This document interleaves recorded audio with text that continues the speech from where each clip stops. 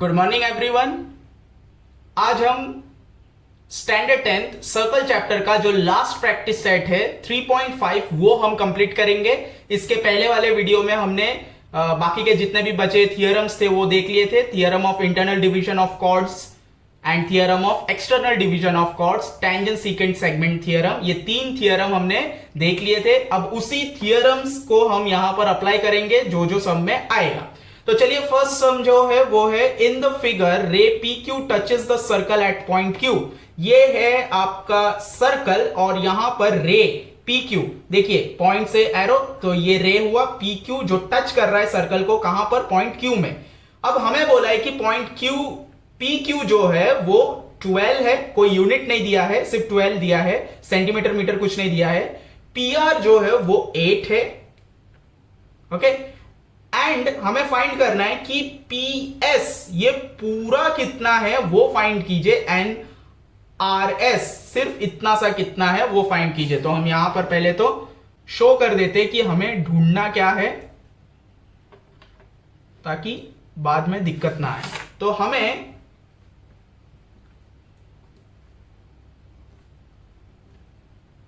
ठीक है, तो हमें ढूंढना है पीएस पूरा एंड आरएस पूरा, ये ढूंढना है। तो देखिए हमने थियरम्स पढ़े हैं, ये कौन से थियरम में आ रहा है। पहले तो इसमें एक टेंजेंट है और इसमें एक सीकेंट है, तो बट ऑब्वियस सी बात है कि ये टेंजेंट सीकेंट सेगमेंट थियरम में आएगा। तो चलिए चालू करते हैं। तो यहां पर ये नहीं बताया कि कौन सा टेंजेंट है और कौन सा सीकेंट है, हमें वो सिर्फ एक बार क्या करना है, यहां पर लिख देना है। तो लिखेंगे रे P Q is the tangent line PRS। देखिए सीकेंट कब होता है, जब वो सर्कल को क्रॉस करते हुए बाहर आता है और दो इंटरसेक्शन पॉइंट क्रिएट करता है। तो दोनों इंटरसेक्शन अगर पॉइंट क्रिएट कर रहा है तो हम क्या करेंगे, तीनों नाम लिखेंगे। तो तीनों नाम क्या है, PRS, लाइन PRS जो है इज सीकेंट। तो अब हमें पता चल गया है कि टेंजेंट भी है और सीकेंट भी है, तो उसी हिसाब से हम टेंजेंट सीकेंट थियरम अगर इसमें अप्लाई करें तो हमने क्या पढ़ा था कि टेंजेंट जो है वो अकेला होता है, तो उसको पहले ले लेंगे पी क्यू और वो स्क्वायर में होता है, इज इक्वल्स टू जो सीकेंट होता है, ठीक है, जो सीकेंट होता है उसमें हम दो चीजों को क्या करते, मल्टीप्लाई करते। अब कौन से दो को, ये दो और ये दो, ऐसा नहीं करते, हम एक बार पी आर लेते हैं, ठीक है, आउटर साइड से फर्स्ट इंटरसेक्शन तलक, इनटू अगेन आउटर साइड से सेकेंड इंटरसेक्शन पॉइंट तलक। ये हमने पढ़ा था। टेंजेंट सीकेंट सेगमेंट का जो कॉन्सेप्ट है वो वीडियो अवेलेबल है, आप वो देख लीजिए, आपको ये कॉन्सेप्ट पता चल जाएगा। तो ये हमने किया bye tangent secant segment theorem, ठीक है। तो ये हो गया हमारा कंप्लीट। अब बस हमें वैल्यू पुट अप करना है। तो पी क्यू कितना दिया है हमें, देखिए 12 दिया है, तो 12। पी आर कितना दिया है, 8 इंटू पी एस, हमें पी एस ढूंढना है ना, ठीक है। तो पी एस पहले मिल जाएगा, फिर पी आर आर एस ढूंढ लेंगे। तो यहां पर हम करेंगे 12 इंटू 12, 12 का स्क्वायर क्या होता है 144। तो आपको क्या करना है, 144 यहां पर लिखना नहीं है, क्योंकि आप 144 लिखोगे फिर से कैंसिलेशन करोगे, वही बड़ा कैलकुलेशन हो जाएगा। तो क्या करना है, 12 इंटू 12 लिखिए और ये 8 को इस तरफ लाइए, ये हो गया, एंड पीएस को अकेला छोड़ दीजिए। तो अब आप कैंसिलेशन करोगे तो आपको इजी पड़ेगा। तो 2 4 8, 2 6 12 एंड 4 1 4, 4 3 12। समझ में आया आपको। कैंसिलेशन अगर आपको नहीं आता है तो प्लीज उसको सीखिए, कैंसिलेशन के बिना कोई भी सम आप जल्दी से नहीं कर सकते। तो पीएस हमारा क्या आ गया, 18 आ गया। तो ये जो हमें ढूंढना था ये 18 आ चुका है, ठीक है। तो 18 अगर आ चुका है, अगर हमें पीएस पता है और पीआर पता है, तो अब एसआर निकालने के लिए हमें उतना ज्यादा मेहनत नहीं करना है। सीधा हम क्या करेंगे, पीएस में से आरपी माइनस कर देंगे। तो यहां पर हम लिखेंगे कि पीएस जो है वो दो सेगमेंट से बना हुआ है। कौन से दो सेगमेंट से बना हुआ है, एक है पीआर और एक है आरएस जो हमें ढूंढना है। इन दोनों को अगर प्लस करेंगे तो पूरा पीएस आता है। अब हमारे पास जो वैल्यू है उसको पुटअप कर लेते हैं। पीएस कितना है 18, पीआर कितना है, पीआर 8 है, एंड आरएस कितना है नहीं, कंटिन्यू यहां कर रहा हूं।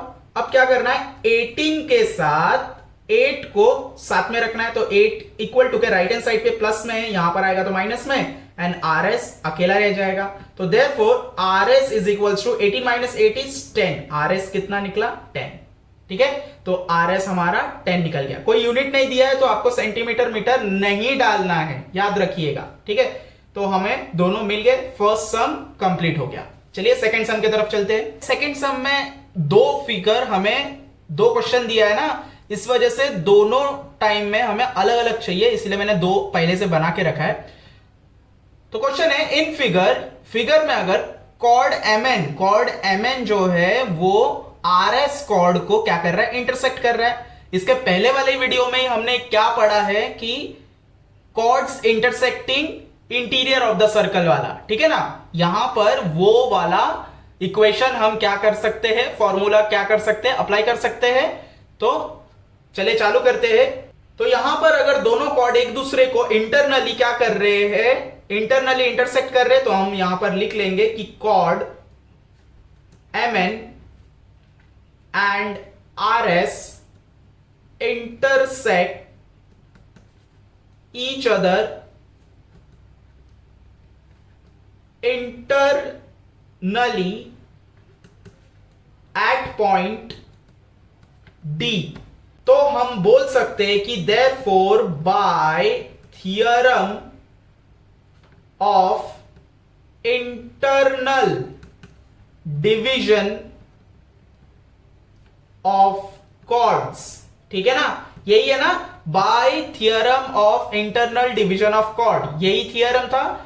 अगर ये थियरम अप्लाई कर रहे तो हमें क्या करना था, आपको याद होगा मैंने बताया था कि चालू कैसे करना है।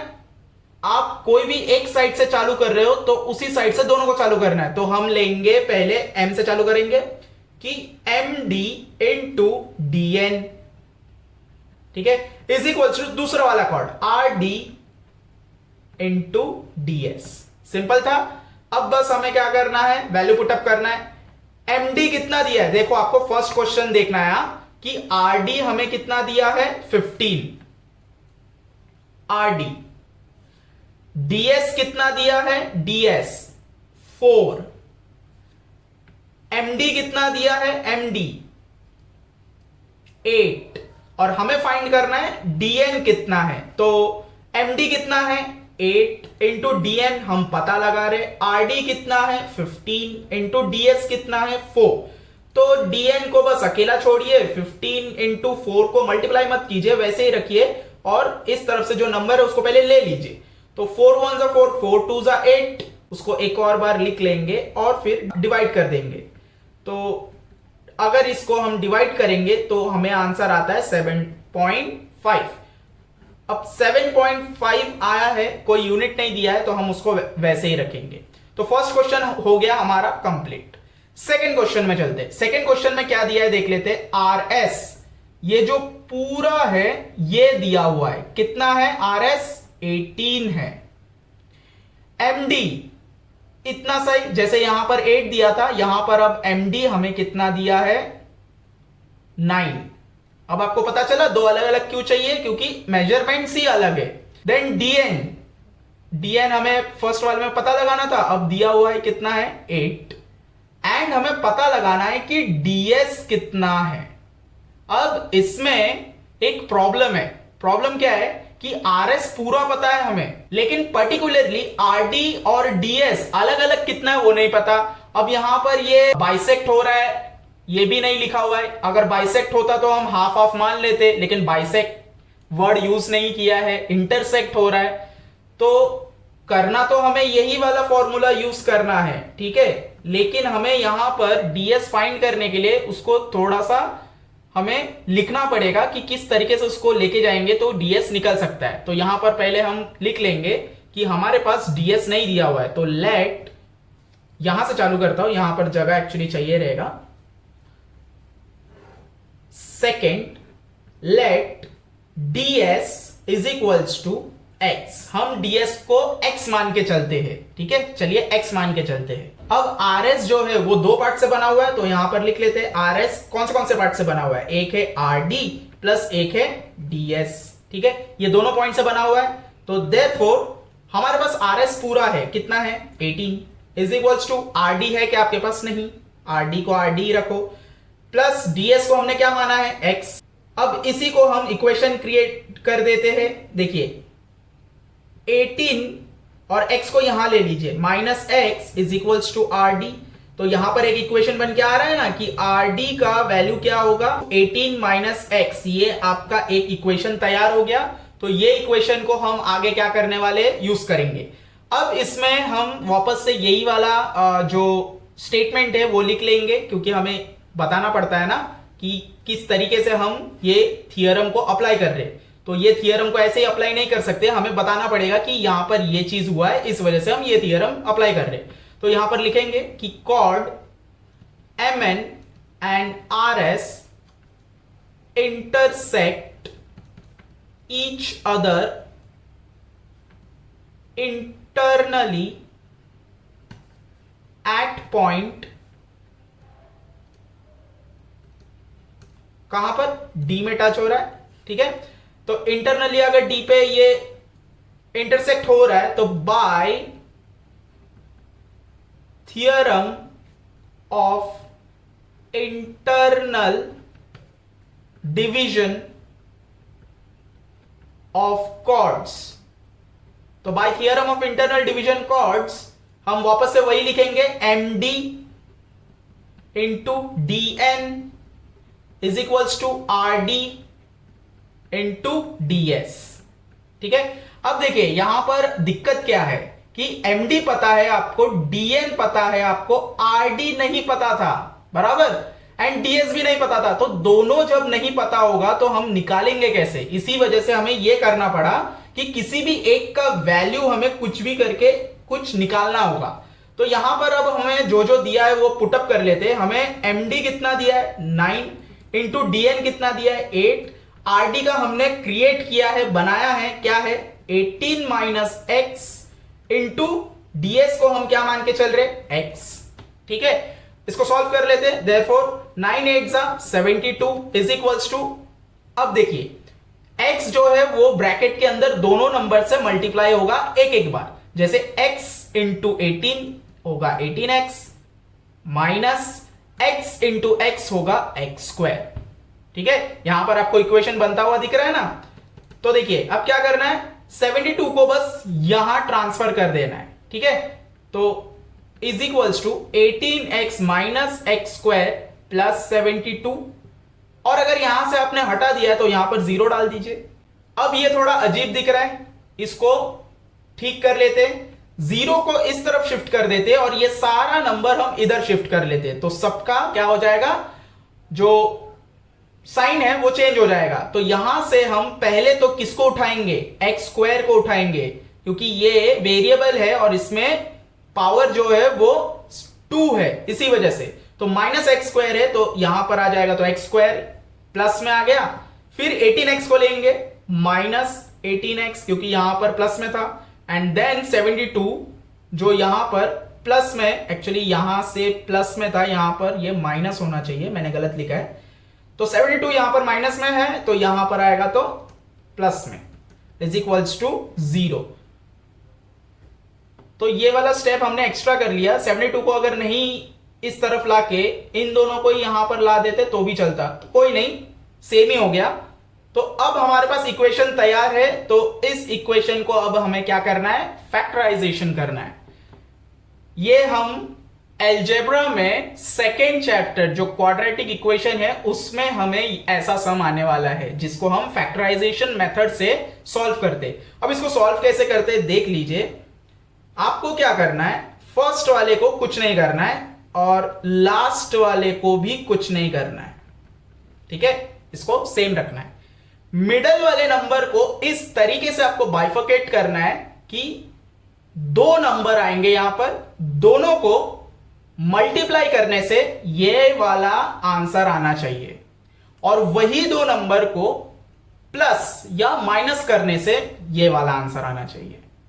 ये भी ध्यान रखना है सबका साइन बराबर है। तो देखिए 18 जो है वो कब आता है, एक आता है एक बार, यहां पर मैं रफ कॉलम ले रहा हूं। तो मैंने यहां पर क्या बताया आपको कि दो नंबर ऐसा चाहिए जिसको मल्टीप्लाई करने से क्या है 72 आए। तो देखिए 72 कब आएगा, एक तो है 8 9 सा 72 आता है, ठीक है 72, देन 12 6 सा 72 आता है। अब देखिए मैंने आपको बताया कि दो नंबर को मल्टीप्लाई करने से 72 आना चाहिए, तो ये दो नंबर को भी मल्टीप्लाई करने से 72 आता है, ये दो को भी करने से 72 आता है। लेकिन हमें लेना कौन सा है, हमें यह भी देखना है कि यही दो नंबर को प्लस या माइनस करने से 18 आना चाहिए। तो 8 + 9 को अगर मैं प्लस करूं तो 17 आता है, 18 तो आता नहीं है, और अगर माइनस करूं तो 1 आता है, तो ये वैलिड नहीं है। 12 + 6 करूं तो 18 आता है, बराबर, तो ये वैलिड है। और इन दोनों को मल्टीप्लाई करने से 72 भी आता है, तो भी ये वैलिड है।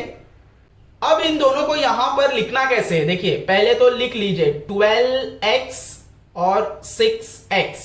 अब साइन सबसे बड़ा यहां पर जरूरी है, जिसमें गड़बड़ करते हैं सब। यहां पर जो 18 है वो माइनस में, यानी यहां पर मुझे बड़े वाले नंबर को पहले तो माइनस लगा देना है, क्योंकि बड़े वाले नंबर के साथ माइनस प्लस होगा तब जाके ये आंसर आएगा। एंड बड़े नंबर का साइन आंसर में हमेशा लगता है, तो बड़े नंबर को मैंने पहले माइनस में रख दिया।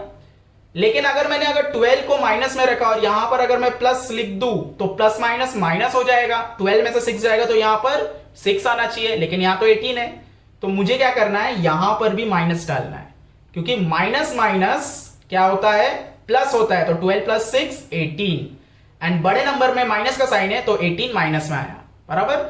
एंड देखिए मल्टीप्लाई करने से प्लस 72 भी आता है, कैसे, 12 6 72, एंड दोनों नंबर में अगर माइनस साइन है तो आंसर पॉजिटिव में आता है मल्टीप्लाई करने से। समझ में आ रहा है आपको, ये और अच्छे से समझ में आएगा जब हम क्वाड्रेटिक इक्वेशन को करेंगे। तो चलिए यहां पर आपको जितना भी समझ में आया आगे करते हैं। अब क्या करना है, इसको हमें क्या करना है, और बाइफर्केट करना है दोनों को। यहां पर कॉमन क्या है, यहां पर इसमें भी एक x है, इसमें भी एक x है, तो x को कॉमन ले लो, ब्रैकेट ओपन कर लो। अब x में कितना मल्टीप्लाई करेंगे तो x² बनता है, एक और x मींस x x²। ये वाला माइनस साइन यहां पर, ठीक है, ये वाला माइनस साइन यहीं पर आएगा, यहां पर प्लस रहेगा तो प्लस ही आएगा। अब x में कितना मल्टीप्लाई करेंगे तो 12x आएगा, तो यहां पर 1 है तो 1 × 12 करने से ही 12 × x 12x आता है। गलती से भी यहां पर x नहीं लगा देना है, क्योंकि x × 12x अगर कर दोगे तो x² आना चाहिए यहां पर, जबकि हमें यहां सिंगल x चाहिए, तो इसीलिए सिर्फ 12 आएगा अंदर। x × 12 12x, ये वाला माइनस साइन यहां पर। देखिए दोनों जो पास पास साइन है ये दोनों कभी भी चेंज नहीं होते, वो एज इट इज नीचे आते हैं। अब इसमें कॉमन क्या है, इसमें कॉमन 6 है। 6 का मतलब क्या हुआ, 6 के टेबल में 6 आता है एंड 6 के टेबल में 72 भी आता है, तो इसका मतलब हम 6 को कॉमन लेंगे बाहर। इन दोनों में x नहीं है तो x को बाहर नहीं लेना है, ब्रैकेट ओपन कीजिए। 6 में कितना मल्टीप्लाई करेंगे तो 6x आएगा, एक x, 6 × x 6x, बराबर। अब देखिए ये वाला प्लस साइन यहां पर नहीं आएगा। अब आपको क्या करना है, दोनों को कंपेयर करना है, माइनस प्लस माइनस होता है, ठीक है। सिर्फ आपको लास्ट वाला फर्स्ट सेकंड थर्ड वाला जो साइन है उसको कंपेयर करके अंदर लिखना है, बाकी दो को एज इट इज नीचे उतारना है। अब 6 में कितना मल्टीप्लाई करेंगे तो 72 आता है, 12 = 0। ये ध्यान रखना है, आपका जो ब्रैकेट है वो सेम आना चाहिए, विद साइन सेम आना चाहिए, वो डिफरेंट नहीं आना चाहिए, तो आपका सम कहीं ना कहीं गलत जा रहा है, ठीक है। आपका साइन भी सेम होना चाहिए, कोई भी एक भी चीज अलग नहीं होना चाहिए। अब क्या करना है, अगर दोनों ब्रैकेट सेम है, ब्रैकेट को हम एक ही बार लिख लेंगे और जो बाहर टर्म्स बचे हुए उसको एक ब्रैकेट में अलग से साथ में डाल देंगे, x - 6 एक बार और x - 12 एक बार = 0। अब ये 0 हर एक के साथ जाके एक इक्वेशन तैयार करेगा, ठीक है, और x - 12 = 0 क्या होगा, x का वैल्यू निकलेगा 0, ये -6 यहां आ जाएगा, प्लस x = 6 और x = 0 + 12, x = 12। तो हम x किसको मान के चल रहे थे, हम x ds को मान के चल रहे थे। तो देखिए अभी भी हमें दो आंसर मिला है, मतलब ds या तो 6 हो सकता है या तो 12 भी हो सकता है।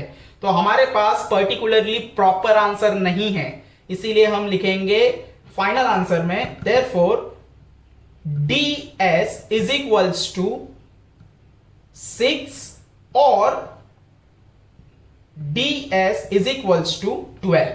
ठीक है, तो हमें दो आंसर मिल सकता है। चलिए थर्ड सम देख लेते हैं। थर्ड सम में क्या दिया है, in figure o is the centre of the circle, o जो है वो सर्कल का सेंटर है, and b is the point of contact, और b जो है वो पॉइंट ऑफ कॉन्टैक्ट है, मींस बाहर से एक रे गया है जिसको हम टैंजेंट बोल सकते हैं, वो आके टच हो रहा है सर्कल के आर्क में, पॉइंट b बना रहा है। ओके, नेक्स्ट दिया है सेगमेंट OE। OE जो है वो परपेंडिकुलर है सेगमेंट AD से। तो अगर ये पूरे लाइन से OE परपेंडिकुलर है तो लाइन को आप छोटा बड़ा और बड़ा कीजिए, परपेंडिकुलर का जो एंगल बन चुका है एक बार वो नहीं जाएगा। इसका मतलब आप बोल सकते हो कि AD से भी परपेंडिकुलर है OE, DC से भी परपेंडिकुलर है, DE से भी परपेंडिकुलर है, EC से भी परपेंडिकुलर है, ओके, EA से भी परपेंडिकुलर है। ओके, तो ये पूरे लाइन से ये OE परपेंडिकुलर है। नाउ AB कितना दिया है, AB 12 दिया है, एंड AC कितना दिया है, AC 8 दिया हुआ है। हमें फाइंड करना है AD कितना है, मींस ये पूरा कितना है ये फाइंड कीजिए, DC कितना है ये फाइंड कीजिए, ठीक है, DC, एंड DE कितना है ये फाइंड कीजिए, ये कितना है। तो हमें तीन चीज फाइंड करना है। तो चलिए चालू करते हैं। आपको इसमें दिख रहा होगा एक टैंजेंट है और एक सीकेंट है। हम यहां पर टैंजेंट सीकेंट थ्योरम अप्लाई कर सकते हैं। तो उसके पहले हमें सिर्फ इंफॉर्मेशन देना होगा कि हम क्यों tangent secant segment theorem apply कर सकते हैं। तो लिखेंगे पहले कि रे AB is tangent to the circle at point B। Okay, सीकेंड में टोटल तीन मींस दो इंटरसेक्शन पॉइंट के साथ तीन नाम आते हैं, तो हम लिखेंगे पूरा ACD, line ACD is secant intersecting the circle at point C and D। ठीक है, ये लिख दिया। अब हम बोल सकते हैं कि देयरफॉर बाय, हमने एक बार टेंजेंट और एक बार सीकेंट हमने यहां पर इंफॉर्मेशन दे दिया, bye tangent secant segment theorem. हमने क्या पढ़ा है, ये थियरम कैसे अप्लाई होता है, जो टेंजेंट है वो अकेला होता है तो उसको हम इक्वल टू के एक तरफ एकदम अकेला लिखते हैं, ठीक है, is equals to external point से पहले इंटरसेक्शन पॉइंट तक AC इनटू एक्सटर्नल पॉइंट से सेकेंड इंटरसेक्शन पॉइंट तक, जैसे यहां पर किया था, ठीक है, PR PS। ओके, ये आ गया। अब वैल्यू पुटअप करते हैं। वैल्यू में क्या है, AB हमारे पास है 12, AC हमारे पास है 8, AD नहीं है, वो ढूंढ रहे हैं। क्या करना है, आपको मल्टीप्लाई नहीं करना है, इसी तरह सिर्फ 8 को इस तरफ ले लेना है। देखिए सेम ही आ रहा है एक्चुअली वैल्यू। तो 2 4 8, 2 6 12 एंड 4 1 4, 4 3 12। तो therefore AD is equals to 3 into 6, therefore AD कितना आया हमें 18। ठीक है, तो यूनिट तो दिया नहीं है, 18 ही रखो। अब हमें ये 18 मिल चुका है। अब अगर 18 मिल चुका है, DC निकालना है, DC निकालना है। तो देखिए AD में से हमें ये भी पता है AC कितना है, ठीक है, 8 है ना। तो AD में से अगर हम AC माइनस कर दे तो DC मिल जाएगा कि नहीं। ठीक है, वापस से देखिए, AD में से अगर AC, जबकि हमारे पास AC का वैल्यू है, इसीलिए AC अगर हम माइनस कर दे तो DC का वैल्यू निकल के आएगा कि नहीं, बराबर। तो हम अभी वही करेंगे यहां पर।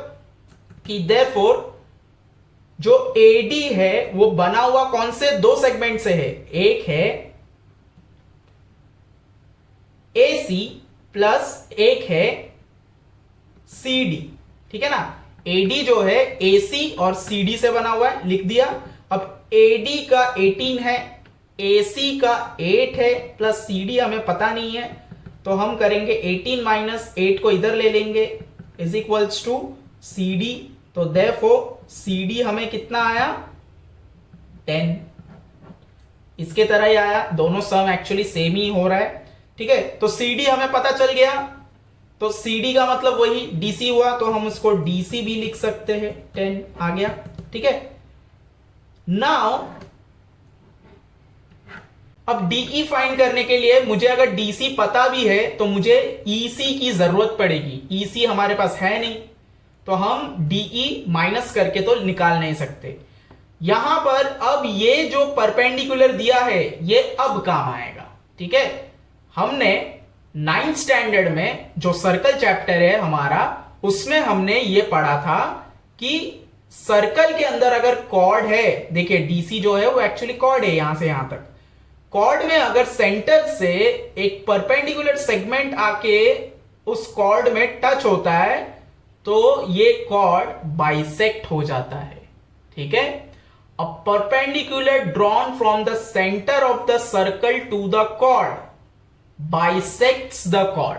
बाइसेक्ट का मतलब क्या हुआ, बाइसेक्ट वर्ड जैसे ही आया तो समझ जाना है आपको कि ये जो सेगमेंट है, ये जो कॉर्ड है, ये हाफ हाफ में डिवाइड हो चुका है, ठीक है। तो यहां पर हम लिखेंगे कि since segment OE is perpendicular to segment AD, तो हम यहां पर ये लिख सकते हैं कि therefore segment OE is also perpendicular to segment DC, ठीक है ना। DC के साथ क्या है, वो परपेंडिकुलर है। तो जैसे ही हमने ये लिखा तो अब हम ये लिख सकते हैं कि परपेंडिकुलर ड्रॉन, अभी जो मैंने बोला आपको, from the centre of the circle to the chord bisects the chord, ये हमने 9th स्टैंडर्ड में पढ़ा है, ठीक है। इसको आपको याद रखना है। तो जैसे ही हमने बाइसेक्ट किया, इसका मतलब क्या हो गया कि DE जो है वो हाफ होगा, किसका, DC का हाफ होगा। अगेन DC जो है बाइसेक्ट हो चुका है, मतलब हाफ हाफ में बढ़ चुका है। अब जितना DE होगा EC भी उतना ही होगा। इसका मतलब DE जो है वो पूरे DC का आधा है, तो DE जो है वो DC का हाफ है। उसी को हम यहां पर लिखेंगे कि DE is equals to half of DC, ठीक है। अब हमारे पास DC का वैल्यू है तो हम उसको फाइंड आउट कर सकते। तो हाफ इंटू DC कितना है, 10, 2 1 2 2 5 10, therefore DE is equals to 5। तो ये आ गया हमारा value DE। Third sum complete. चलिए फोर्थ के तरफ चलते हैं। फोर्थ सम में क्या दिया है, देखिए कि इन फिगर इफ PQ, ठीक है, PQ is 6, QR is 10, PS is 8, हमें निकालना है TS कितना है, ठीक है। तो अब आप अगर ध्यान से देखें, जो PT है वो सर्कल के बाहर से टच नहीं हो रहा, वो अंदर ही गया है, तो ये टैंजेंट तो होगा नहीं, ये भी सीकेंट है, ये भी सीकेंट है, ठीक है। हमने एक्सटर्नल और इंटरनल दोनों पढ़ा था। यहां पर ये लाइन को अगर मैं एक्सटेंड कर दूं, ये वाला लाइन और ये वाले लाइन को यहां पर, तो देखिए एक्सटर्नल पॉइंट आ रहा है कि नहीं, तो ये आपको इमेजिन करके समझ के करना है, ठीक है। तो ये एक्सटर्नल पॉइंट वाला है, तो हमें वापस से वही चीजें करनी होगी कि एक्सटर्नल वाला पहले हमें इंफॉर्मेशन देना होगा यहां पर कि क्यों एक्सटर्नल होगा ये।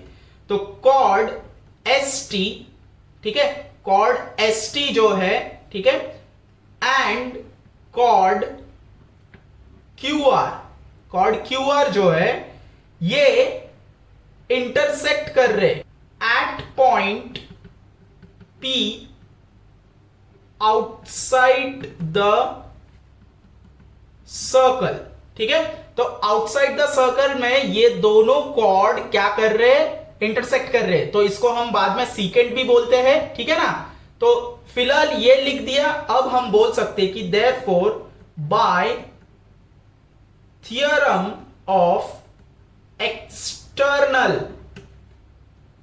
Division of chords, external division of chords का हमने इसमें कैसे इक्वेशन तैयार किया था, याद है आपको। यहां पर जो बड़ा वाला इंटरसेप्टेड आर्क है आपको वहां से चालू करना है। तो T से आपको सीधा कहां आना है, एक्सटर्नल पॉइंट तक। तो हम लिखेंगे T, ये क्या है, P इनटू, अब यहां से आपको उठना नहीं है, यहां से वापस सेकेंड इंटरसेक्शन पॉइंट तक जाना है वापस। तो TP into PS is equals to, दूसरे के लिए भी वही R से चालू करना है, RP इंटू P से आपको वापस पीछे आना है दूसरे वाले इंटरसेक्शन पॉइंट में, वो कौन सा है, PQ। ये हमारा तैयार हो गया इक्वेशन। अब वैल्यू पुटअप कर लेते हैं। TP दिया है क्या आपको, नहीं दिया है, लेकिन TP आएगा कैसे, TP जो है वो अगर TS और SP को प्लस कर दे तब जाके क्या होगा, TP आएगा, बराबर। तो TP हमारे पास है नहीं, तो TP को हम TP ही रखते हैं इनटू PS कितना है, 8 है, इज इक्वल्स टू RP कितना है, RP। अब देखिए RP निकालने के लिए हमें RQ प्लस QP करना पड़ेगा। जैसे मैंने अभी अभी बताया आपको, TP निकालने के लिए ये दोनों पता होना चाहिए, उसी तरह RP के लिए भी ये दोनों को प्लस करना होगा। तो हम यहां पर कर लेते हैं, एक्चुअली हमें वो पहले करना चाहिए था, हम यहां पर कर लेते हैं कि RP is equals to RQ plus QP, ठीक है ना। RP जो है दो चीज से बना हुआ है, RQ और QP से, जिसमें RQ हमारे पास 10 है और QP भी है 16। तो RP हमें कितना आया, 16।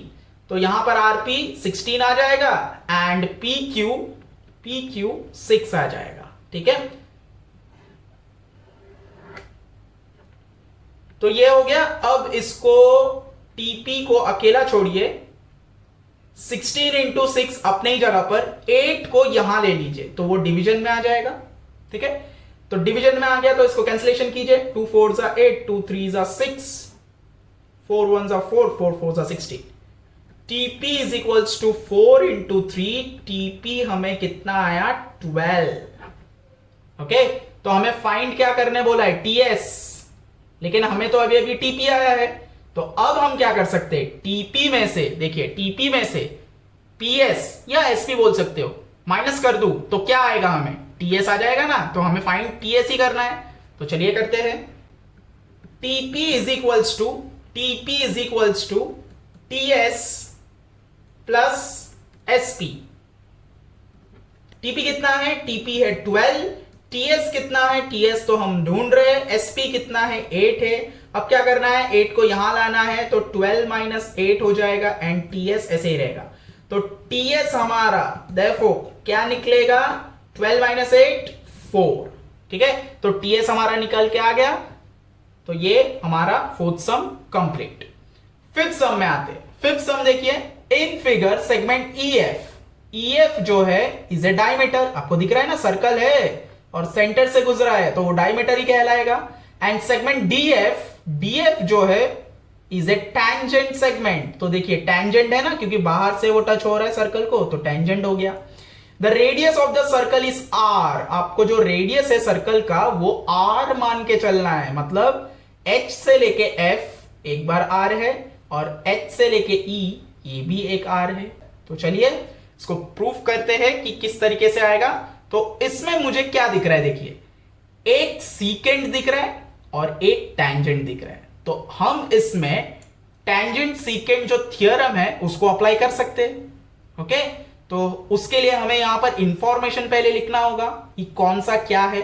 तो यहां पर लिखेंगे DF, ये जो दिख रहा है ना आपको, DF is tangent to the circle, ठीक है, और ये कहां पर टच हो रहा है, एफ में ना, at point F, line DGE is secant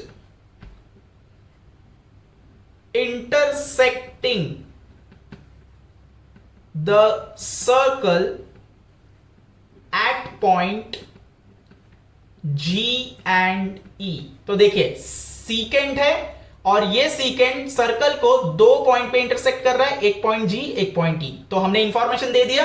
अब हम बोल सकते कि by tangent secant segment theorem, by tangent secant segment theorem से हमें क्या देखते हैं, टेंजेंट अकेला होता है तो df square is equals to, यहां पर कैसे लिखते हैं, फर्स्ट आउटसाइड पॉइंट से आपको कहां तक आना है, आपको पहले वाले पॉइंट तक आना है, ठीक है, तो dg into again outside point से सेकेंड इंटरसेक्शन पॉइंट तक de, ठीक है, सिंपल हो गया। अब इसमें हम क्या करेंगे, वैल्यू पुटअप तो कर नहीं सकते क्योंकि किसी चीज का वैल्यू दिया नहीं है, सिर्फ हमें क्या दिया है, रेडियस दिया है। तो अब हम देखेंगे कि ये एक पूरा ट्रायंगल बन रहा है। तो देखिए टेंजेंट सीकेंट थ्योरम में नॉर्मली क्या होता है, ये जो लाइन है ना डायमीटर, ये दिया नहीं रहता है, लेकिन यहां पर दिया हुआ है, और अगर दिया हुआ है तो ये एक ट्रायंगल भी क्रिएट कर रहा है कि नहीं। तो यहां पर हम लिखेंगे, इसको हम पॉइंट नंबर 1 डाल के इक्वेशन बना के रख दिए, ये बाद में काम आएगा। इन ट्रायंगल DFE, तो अगर आप देखें तो ये जो डायमीटर है वो तो एकदम सीधा गया है, ठीक है, एंड सेगमेंट के साथ जाके टच हो रहा है, ठीक है, तो यहां पर 90 डिग्री का एंगल बना रहा है कि नहीं।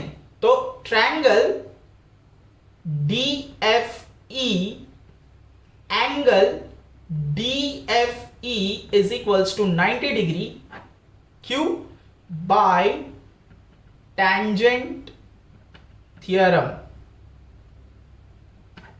टेंजेंट थ्योरम अलग होता है, टेंजेंट सीकेंट सेगमेंट थ्योरम अलग होता है। टेंजेंट थ्योरम हमने पहले ही पढ़ा है, यही लेसन में वीडियो अवेलेबल है, आप देख लीजिए।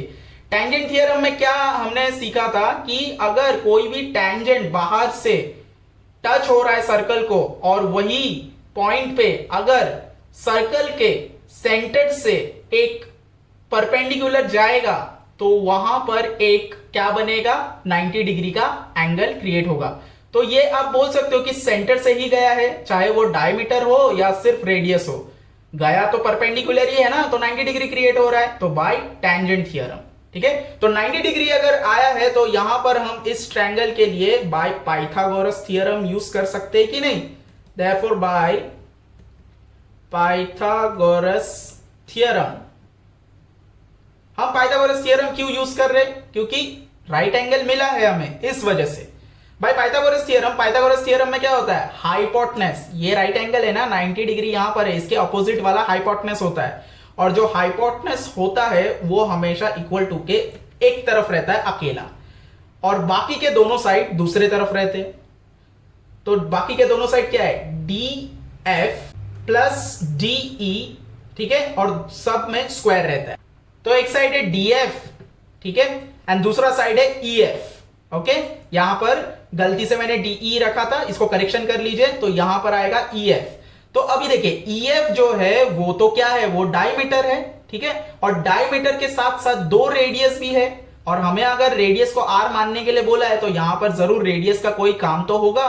तो हम क्या करेंगे, यहां पर ले लेंगे 2R, EF का वैल्यू क्या ले लेंगे, 2R, 2R, EF दो रेडियस है ना अलग अलग, तो 2R, ठीक है, तो 2R, और ये स्क्वायर रहेगा, जाएगा नहीं, ठीक है। और ये हमने क्यों लिया, क्योंकि हमें सिंस क्या दिया है कि डायमीटर रेडियस का ट्वाइस होता है, बराबर, और हमें क्या बोला है, रेडियस को R लेना है ना, तो डायमीटर जो है वो रेडियस का ट्वाइस होता है। तो हम लिखेंगे diameter is twice the radius. तो डायमीटर जो है वो ट्वाइस द रेडियस है, ले लिया। अब इसको आगे करेंगे, देयरफॉर DE जो है वो जैसा है वैसे ही आएगा, DF जो है वो जैसा है वैसे ही आएगा, ये चेंज होगा। 2 का स्क्वायर करेंगे 4 आएगा, R को स्क्वायर करेंगे तो R स्क्वायर ही रहेगा।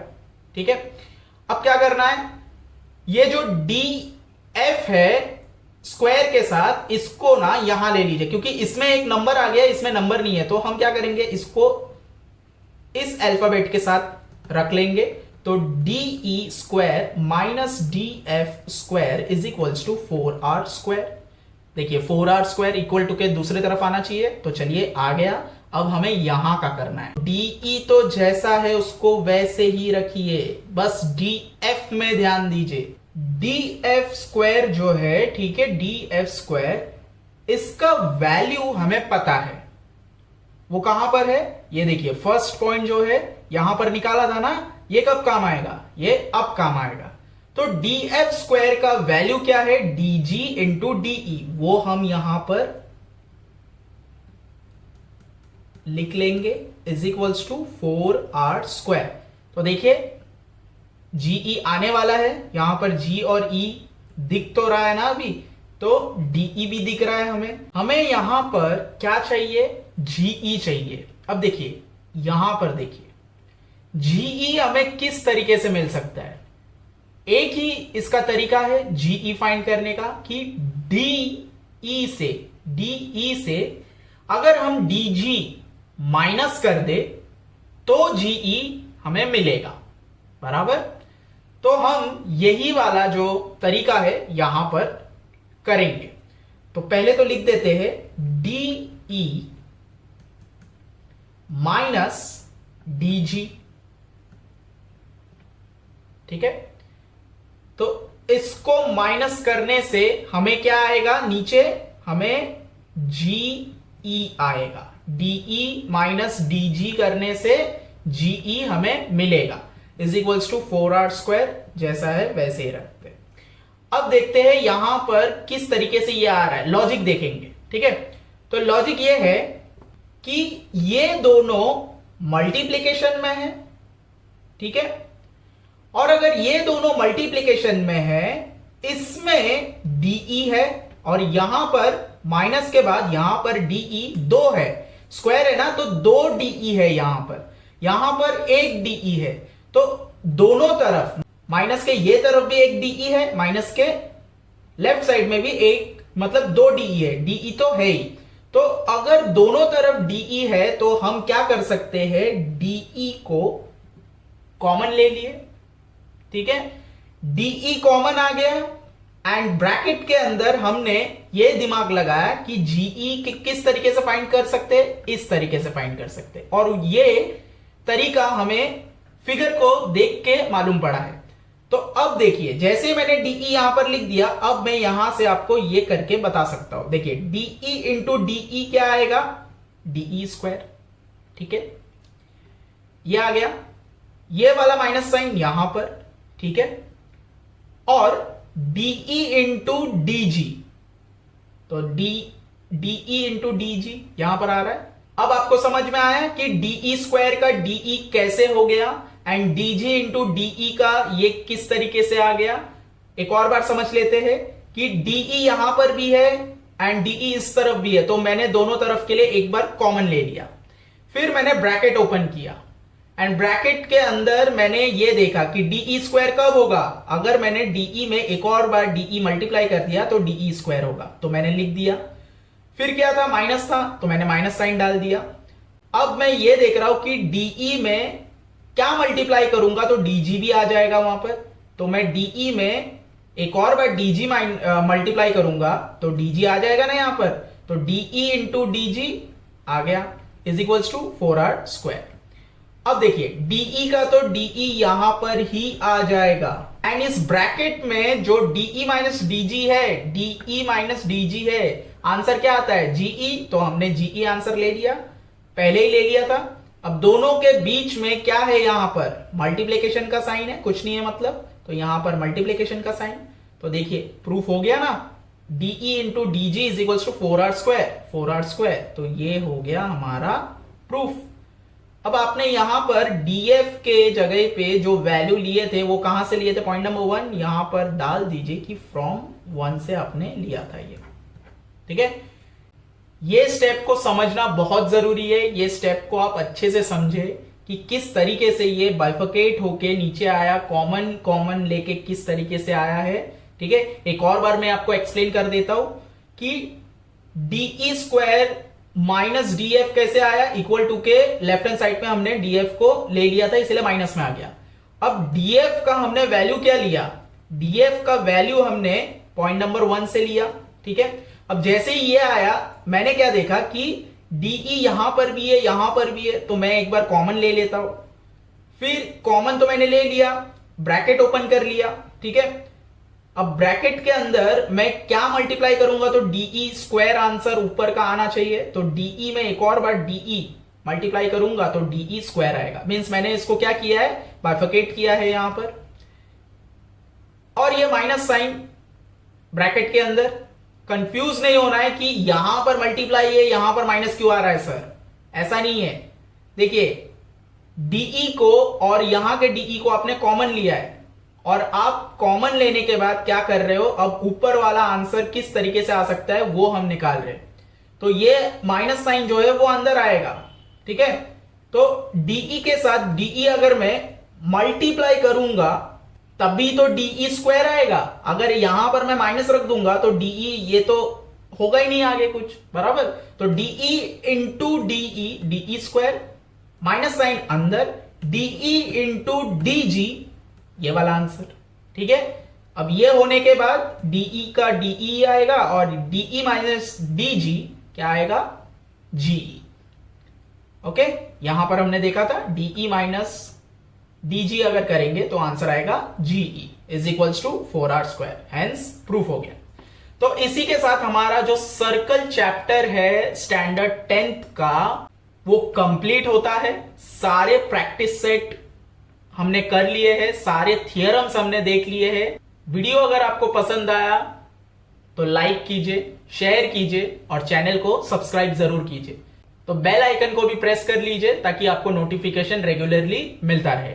इसके बाद हम न्यू चैप्टर चालू करेंगे। 9th का हमने इक्वेशन इन 2 वेरिएबल जो चैप्टर है वो हमने कंप्लीट कर लिया है, तो उसी का कंटिन्यूएशन 10th में अलजेब्रा में जो फर्स्ट चैप्टर है वो भी इक्वेशन इन 2 वेरिएबल है, तो हम वो चैप्टर स्टार्ट करेंगे। वो जैसे ही खत्म होगा हम दूसरे चैप्टर में मूव करेंगे।